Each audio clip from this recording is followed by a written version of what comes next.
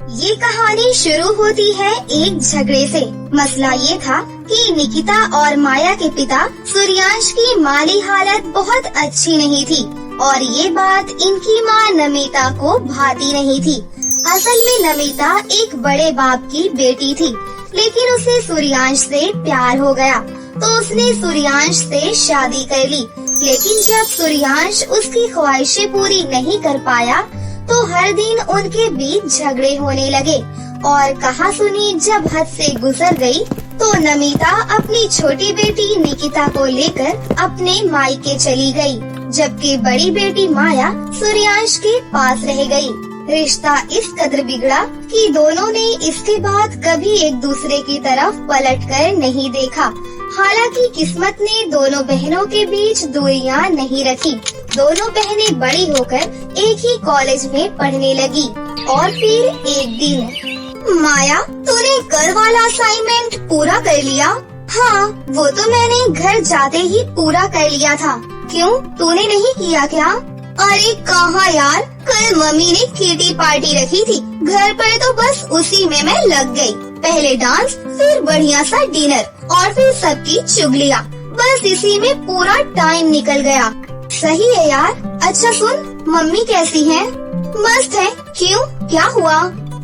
मुझे कभी कभी उनकी याद आती है। तो पागल, मैं तो कब से कह रही हूँ, चल मैं मिलवाती हूँ तुझे मम्मी से। नहीं यार, पापा के बिना नहीं जाऊंगी। जिस दिन मम्मी खुद पापा से मिलना चाहेंगी उसी दिन मैं भी उनसे मिलूंगी, और वो कभी नहीं होगा, ये तू भी जानती है। निकिता और माया भले ही एक ही कॉलेज में पढ़ती थी, लेकिन फिर भी अपने माँ बाप के झगड़े की वजह से एक दूसरे से दूर थी। फिर एक दिन, सुन माया, तू न्यू ईयर वाले टूर पर चल रही है ना?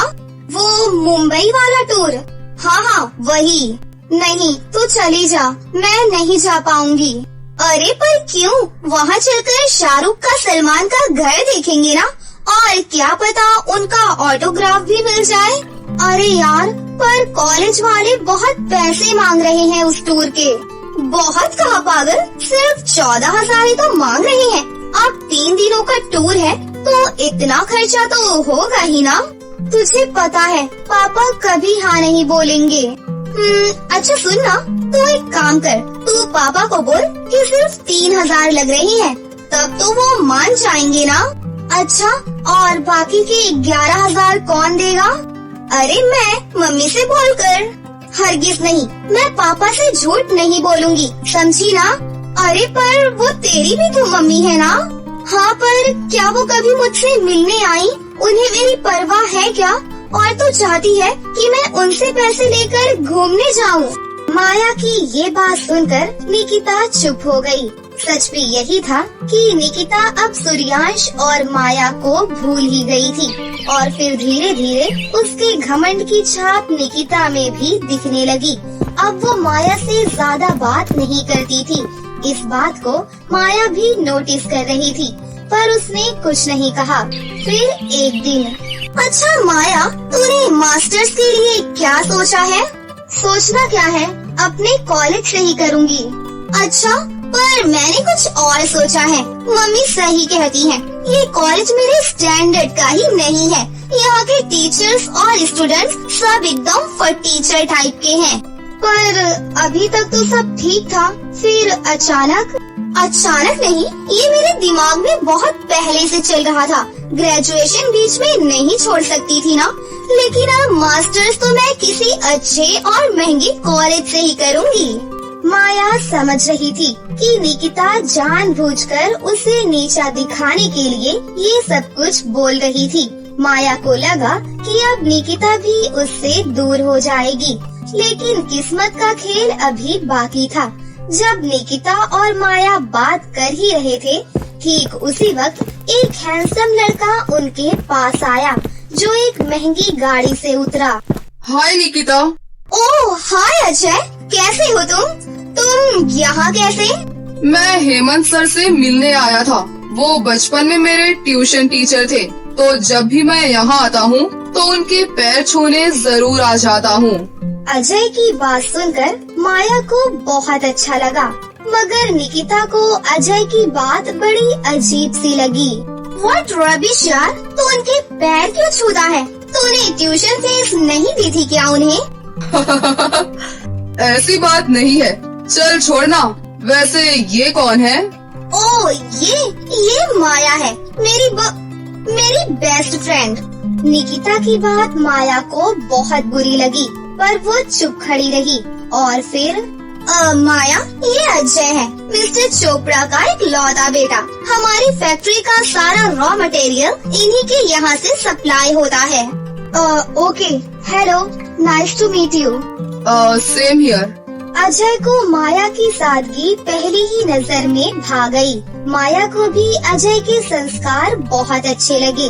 किस्मत से दोनों की मुलाकात एक दो बार और हुई, और फिर एक दिन। हाय माया। हाय अजय जी। अरे ये जी क्या होता है? मैं आपसे इतना भी बड़ा नहीं हूँ। अच्छा सुनिए, मैं आपको ही ढूंढ रहा था। क्यों? वो एक्चुअली न्यू ईयर आ रहा है, तो एक साथ सेलिब्रेट करते हैं ना। मैंने निकिता को भी बोल दिया है। सॉरी अजय, एक्चुअली मेरे कुछ प्लान्स है और कहीं और सेलिब्रेट करना है। अच्छा ओके, मैं चलता हूँ फिर। एक मिनट, अगर आप चाहें तो मेरे सेलिब्रेशन में शामिल हो सकते हैं। हाँ, क्यों नहीं, मैं जरूर आऊँगा। अजय और माया एक दूसरे को पसंद करने लगे थे। वो एक दूसरे के साथ वक्त बिताना चाहते थे, लेकिन दूसरी तरफ नमिता अजय की शादी निकिता से करवाना चाहती थी। न्यू ईयर वाले दिन निकिता अजय का इंतजार कर रही थी, जबकि अजय माया से मिलने चला गया। माया ने अजय की कार में ढेर सारे थैले रख दिए। फिर वो उसके साथ एक अनाथ आश्रम गई, जहाँ उसने छोटे छोटे बच्चों को गर्म कपड़े, कॉपी और किताबें बांटी। वो शाम को एक वृद्ध आश्रम पहुँचे, जहाँ ढेर सारे बुजुर्ग माया का इंतजार कर रहे थे। माया सभी के लिए गर्म शॉल लेकर आई थी। अजय ये सब ध्यान से देख रहा था। बुजुर्गों के चेहरे पर मुस्कान और माया का स्वभाव देखकर अजय की आंखों में आंसू आ गए। उधर निकिता के घर पर। आज कहाँ रह गया अजय? अजय जल्दी आओ ना, तुम्हें नहीं पता कि आज तुम्हें क्या सरप्राइज मिलने वाला है। आज मैं तुम्हें प्रपोज करूँगी। विल यू मैरी मी माया? पर प्लीज हाँ कर दो ना, फिर मैं भी नाचूंगा। यस। माया की हाँ कहते ही वृद्ध आश्रम के सारे बुजुर्ग एक बार फिर खुशी से झूमकर नाचने लगे। ये नया साल माया के लिए नई खुशियाँ लेकर आया था, जबकि दूसरी तरफ निकिता से वो सब कुछ छीन गया था, जिसकी वो उम्मीद लगाकर बैठी थी और जो उसकी अमीरी उसके लिए कभी नहीं खरीद सकती थी। स्वरा मैम, देखिए पायल ने क्या किया। हमने इतनी मेहनत से क्लासरूम को सजाने के लिए पेपर्स की चैन बनाई थी, लेकिन पायल ने उसको खराब कर दिया। अरे ये स्टूपिड इडियट लड़की कोई काम धाम तो करने से नहीं, अब सभी स्टूडेंट्स को भी तंग कर रही है। मैम, मैंने ये चैन खराब नहीं की। इनफ, बहुत हुआ तुम्हारा ये झूठ। कल्लो परी, सभी स्टूडेंट्स अपने पैसों से पेपर्स लाकर ये एक्टिविटी कर रहे थे, लेकिन तूने सब कुछ खराब कर दिया। अब कल तू पैसे लेकर आना, पूरे 50 रुपए लाने हैं। हाँ मैडम, इससे पैसे लेना। ये काली खुद तो अपना कुछ सामान लाई नहीं, ऊपर से हमारा सामान भी खराब कर दिया। ऐसे मत बोलो पीयूष। मैम, मैं तो कोई सामान इसलिए नहीं लाई क्योंकि मेरे पास इसको लाने के पैसे नहीं थे। मेरे माँ बाप गरीब हैं, हमारे तो घर की भी सजावट का कोई सामान नहीं आया है जो मैं यहाँ कुछ ला पाऊँ, और मैं 50 रुपए नहीं दे पाऊंगी। अरे जब पैसे ही नहीं होते हैं तुम काले पीलो गरीबों के पास, तो फिर क्यों स्कूल्स में एडमिशन ही करवाते हो? सड़क पर कटोरा लेकर बैठ जाया करो ना। कितनी अच्छी तैयारी चल रही थी मेरी क्लास की, लेकिन इसे काली की वजह से सभी बच्चे परेशान हो गए। स्वरा ऐसे ही बोलती हुई चली गई। उसके कठोर शब्द नन्ही पायल के दिमाग पर किसी तीर से कम नहीं लगे थे। पायल अपनी मैडम के जाने के बाद एक कोने में बैठकर रोने लगी। कि तभी उसके पास उसकी क्लास के बच्चे आए। ओ कल्लू, क्यों रो रही है? मैंने तुम्हारी कागज के चैन को खराब नहीं किया था, फिर तुमने झूठ क्यों बोला? हमने झूठ इसलिए बोला क्योंकि वो चैन हमसे खराब हो गई थी। अब कल को हमें नई चैन बनाने के लिए पेपर्स लाकर दे देना, वरना स्वरा मैम को बोलकर हम तुझे ही स्कूल से निकलवा देंगे। ऐसे बोलकर शिमर के साथ साथ बाकी बच्चे भी चले गए। बेचारी पायल सारा दिन स्कूल में बस रोती रही, लेकिन जब स्कूल से आने का वक्त हुआ तब उसने अपने आंसुओं को पोंछ लिया, क्योंकि पायल अपने आंसुओं से अपने माँ बाप को दुख नहीं देना चाहती थी। मैं स्कूल से आ गई माँ। आ गई मेरी लाडो बेटी, चल बैठ जा। मैंने आज तेरे लिए कल की सब्जी से पराठा बना दिया है। रहने दो माँ, मेरा खाना खाने का मन नहीं है। क्या बात है, तेरी आंखें सूजी सूजी क्यों लग रही हैं? जैसे कि तू रो कर आई हो। कुछ बात हुई है क्या? नहीं तो माँ, कुछ नहीं। वो मेरी आंखें इसलिए सूजी है क्योंकि हमने आज दिवाली की तैयारियों में क्लासरूम सजाया था, तो ज्यादा दिमाग पर जोर डालने से शायद सूज गई होंगी। अच्छा, चल जो भी किया वो तूने स्कूल में किया, अब खाना खा ले। विमला की बात सुनकर पायल ने खाना खाने को हामी भर ली। नन्ही पायल दिखा तो ऐसे रही थी जैसे सब कुछ ठीक हो, लेकिन असल में उसका छोटा सा दिमाग अपने स्कूल में हो रहे भेदभाव की वजह से बहुत ज्यादा खराब हो रहा था। अपनी माँ की नजरों से बचकर बेचारे पायल ने अपनी गुल्लक को फोड़ा, जिसमें वो दिवाली की खुशी में साल भर से पैसे जमा कर रही थी। अरे, इसमें तो बस 40 रुपए ही है। स्वरा मैम ने तो मुझे 50 लाने को बोला था, अब बाकी के 10 कहाँ से लूं? पायल ऐसे ही सोचती हुई उदास सी घर आई। घर आकर उसने अपने पिता की शर्ट टंगी हुई देखी और पायल ने ना चाहते हुए भी छुपकर उसके अंदर से पैसे निकाल लिए और अगले दिन अपनी मैडम को जाकर दे दिए। स्वरा मैम, ये लीजिए पैसे। हाँ, ला दे। कितने गंदे गंदे नोट हैं, अपनी ही तरह मरियल और काले पीले नोट लाई है। चल जाकर बैठ अपनी सीट पर। कल्लू को डांट पड़ी। सभी बच्चे ऐसे ही पायल का मजाक बनाने लगे। उस वक्त भी पायल की आंखों में आंसू छलक रहे थे। पायल को सीट पर भेजने के बाद स्वरा मैम बोली, देखो बच्चों, कल दिवाली की पार्टी होगी। मैं जानती हूँ कि दिवाली कल नहीं परसों है, लेकिन परसों सभी अपने अपने घर में दिवाली मनाना और स्कूल में हम सभी कल दिवाली सेलिब्रेट करेंगे। तो कल सभी बच्चे अच्छे अच्छे कपड़े पहनकर आ जाना, ठीक है? Okay ma'am. स्वरा मैम ऐसे बोलकर वहाँ से चली गयी। सभी बच्चे दिवाली की पार्टी में कपड़े पहनने के लिए सोचने लगे और एक दूसरे से बातें करने लगे। शिमर, नीता, जानती हो मेरी मम्मा ने दिवाली के लिए मेरा बहुत सुंदर सा लहंगा लेकर आई है। मैं तो कल वही लहंगा पहन कर आऊंगी। मेरा भी बहुत सुंदर लहंगा है। सभी बच्चों की बातें सुनकर पायल ने अपना हेड डाउन कर लिया, क्योंकि उस गरीब बच्ची के पास ना तो पहनने के लिए अच्छे कपड़े थे और ना ही उससे बात करने वाला कोई था। अभी पायल ऐसे बैठी हुई थी कि तभी उसके पास उसकी तीनों क्लासमेट्स शिमर, नीता और आलिया आई। हे पायल, मुँह छुपाए क्यों पड़ी है? तुम तीनों क्यों आई हो? तुझे कंपनी देनी? वैसे ही कल क्या पहनने वाली है? मुझे नहीं पता। आलिया, तू भी ना किससे पूछ रही है? ये कहाँ कुछ अच्छा पहनेगी? और वैसे भी ये तो काली है और गरीब भी, इसके पास कुछ भी अच्छा नहीं होगा। तीनों बच्चियाँ पायल को चिढ़ाने लगी। तभी उनकी मैडम भी क्लास में आ चुकी थी और उसने भी उनकी सारी बातें सुन ली थी, लेकिन वो उन बच्चियों से कुछ भी नहीं बोली। ऐसे ही आज स्कूल खत्म हो गया और पायल ने पार्टी के बारे में अपनी माँ को जाकर बता दिया।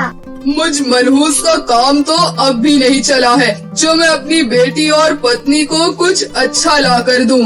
पायल बेटा, तेरे पास तो कोई भी ऐसे कपड़े नहीं है जिनको मैं पहना कर तुझे स्कूल भेज सकूं। कोई बात नहीं है माँ, मैं अपनी यूनिफॉर्म पहन कर ही चली जाऊंगी। आप ज्यादा टेंशन मत लो, वैसे भी पार्टी ही तो करनी है। तू पहन लेगी? अच्छा ठीक है, तो मुझे तू अपनी यूनिफॉर्म धोने को दे देना, मैं इसे धोकर अच्छे से साफ कर दूंगी। बेचारी पायल ने कोई जिद नहीं की, जबकि वो जानती थी कि उसकी क्लास के बच्चे किस तरह से सज धज कर आने वाले हैं। विमला ने उसके यूनिफॉर्म को धो दिया और अगले दिन पायल उसे ही पहनकर स्कूल आई। स्कूल आते ही बच्चों ने उसका मजाक बनाना शुरू कर दिया। अरे देखो देखो, गरीब कल्लो आ गई। अरे ये तो आज भी यूनिफॉर्म में ही आई है मैम। इस काली के पास जरूर कपड़े नहीं होंगे, इसीलिए ऐसे ही चली आई। आने दो इसे, इससे तो आज मैं बताऊंगी। बेचारी पायल सभी को देखकर सहमते हुए क्लास में आई। क्लास में आते ही उसे स्वरा मैम ने डांटा।